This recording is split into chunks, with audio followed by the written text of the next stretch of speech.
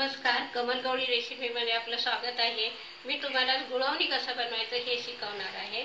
त्याच्यासाठी हे गरम केलेलं पाणी, हा गूळ, दूध आणि विलायची पावडर। आपल्याला हे कोमट केलेलं पाणी आहे हे घ्यायचं, त्याच्यामध्ये हा गूळ घालायचा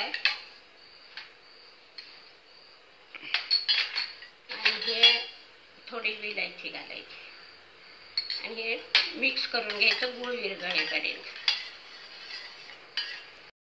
हे असं झालेलं आहे, हे आपण बाउलमध्ये काढून घेऊया आणि ह्याच्यामध्ये थोडं दूध घालायचं।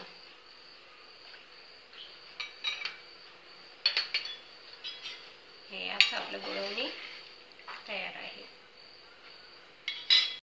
असं हे गुळवणी तयार आहे, हे आपण पुरणपोळी बरोबर खाऊ शकतो। त्याच्यासाठी मी तुम्हाला आता पुरणपोळीची थाळी बनवून दाखवणार आहे।